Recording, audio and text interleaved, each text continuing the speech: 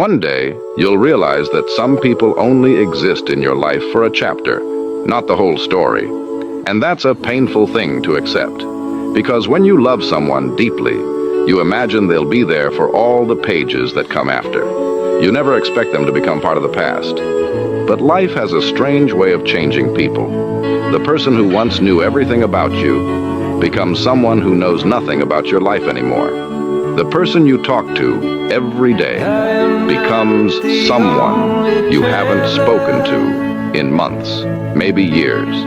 And one day you wake up and realize that the memories are getting older. The conversations feel distant. You start forgetting the sound of their voice. And that realization hurts more than you expected. The emotions aren't as loud as they used to be. And that's when you understand something important. Some people were never meant to stay forever. They were only meant to change you before they left.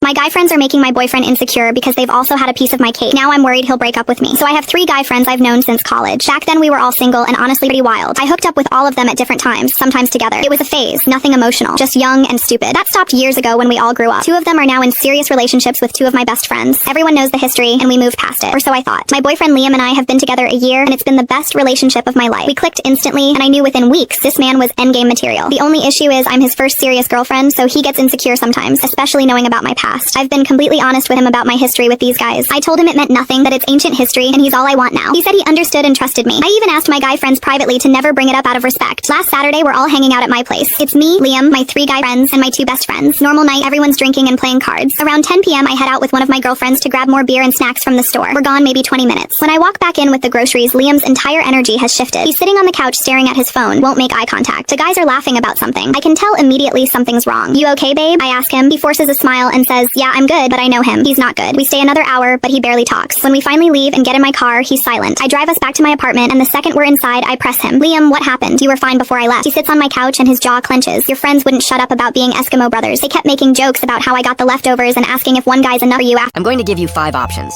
Choose the one that describes you the most. Option 1. You trust people too easily. If that's you, like this video. Option 2. You miss someone, but you'll never tell them. If that's you, comment 2. Option 3. You act happy even when you're not. If that's you, share this with a friend. Option 4. You overthink almost everything. If that's you, save this video.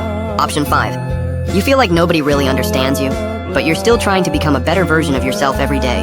If that's you, follow this page. Now here's the challenge. Don't lie. Comment the number that matches you the most. Let's see which option wins. Never yell at your child during these 5 sensitive moments. I mean it. Never.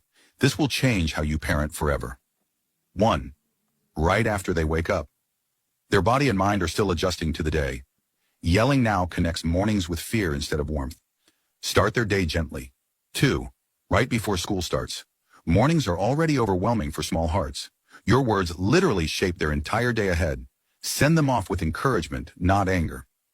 3. When they come home from school. They've kept emotions bottled up all day long. Give them space to decompress and relax, not immediate criticism or interrogation. 4. When they're actively crying. Tears aren't manipulation or acting. They're intense emotions spilling out that they can't contain. They need your patience and comfort, not your anger. 5. Right before bedtime. Their mind remembers the very last.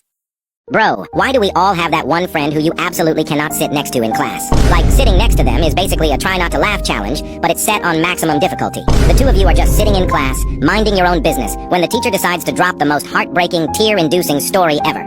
My 85-year-old grandma fell down the stairs yesterday, and she sadly didn't make it. You look over at your friend, and he literally looks like someone shoved a whole ass basketball up his throat. You're sitting there, trying to act like you can't see him, but your chest is vibrating like a broken washing machine. Your eyes are unleashing the Pacific Ocean, and you sound like a literal possessed hyena. And you know if you laugh, it's straight to hell. Meanwhile, your friend's silent giggle is building up like a literal nuclear bomb. And before you know it, the most horrific, devious laugh echoes through the room. You both completely lose it, tears streaming down your faces, bodies shaking like you guys are getting electrocuted. And you try to pull yourself together, but it's too late. You both look up, and the teacher is just staring at you like you just insulted Why does my best friend remember things about me that I forgot myself? I say one random sentence in 2019 like, I don't really like yellow. Fast forward to today. I pick up a yellow hoodie and they go, since when do we like yellow? Excuse me, I don't even remember saying that. Why are you included in my character development? They remember my childhood crush's middle name. I barely remember why I liked him. They know my mood from the way I type. I send, okay, and immediately I get, who annoyed you? Bro, I didn't even realize I was irritated yet. And don't let me switch my tone slightly. I say, I'm fine. They hit me with, no you're not. Start talking. Why are you leaking private data in HD? But the second someone else says one thing about me, they turn into my personal bodyguard. I swear my best friend is half therapist, half FBI, and somehow still the only person I trust with everything. Tag the undercover agent you call your best friend. What happened when my daughter got her first period? My daughter got her first period, and by dinner, men were on trial. I was making coffee when she kicked the bathroom door open like the damn FBI, holding her underwear with 2 fingers. Mom, I'm leaking from the room department. I almost dropped my mug. I said, sweetheart, relax, that's your period. She froze. That horror story was real? I thought you were just warning me away from white shorts. I gave her a pad. She held it up like evidence. So I bleed, cramp, wear a mattress in my pants, and still have to act normal. I said, pretty much. She whispered, women are not okay. By dinner, the whole family was there. Grandma, grandpa, my husband, my son, my sister, everybody. Maddie walked in wrapped in a blanket, holding cranberry juice like a tiny war widow. My husband said, you feeling better, baby? She stared at him. Don't baby me, sir. Your entire gender would call 911 over one stomach cramp. Grandma slapped the table. She ain't wrong. My son laughed. Bad mistake. Maddie turned slow. You laughing? You wake up every day with no uterus and still manage to be useless before cereal. He went silent. Grandpa coughed into his napkin like he was trying not to choose a side. My sister said, Maddie, it's natural. Maddie said, so are earthquakes, Aunt Lisa. We still don't tell people to relax inside one. Then my husband tried to help. Terrible choice. He said, at least it only happens once a month. Maddie put her fork down. Dad, if your butt bled once a month, you'd have a podcast, a support group, and 3 men online blaming the government. Grandma screamed. Then she pointed at my husband and said, baby, she read you like a church bulletin. My husband whispered, why am I under attack? Maddie raised her cranberry juice. Because tonight we honor the fallen. Me, my pants, and my emotional stability. Then Grandma stood up, grabbed her sweet tea, and said, to womanhood! It's painful, expensive, and somehow men still think they're in charge. My son said, can I be excused? Maddie smiled. Then she slid 3 napkins across the table. 1 to my husband, 1 to my son, 1 to Grandpa. On each one, she had written, monthly inconvenience tax. My husband blinked. What is this? Maddie took 1 slow sip of cranberry juice. A bill. Grandpa squinted. Why am I included? Maddie said, back taxes. Grandma almost fell out of her chair. My son whispered, what do we pay? Maddie leaned back like a tiny dictator in pajama pants. Chocolate chips and emotional silence. My husband said, you can't tax every man in the house. Maddie smiled. Run, peasants, the uterus is charging interest.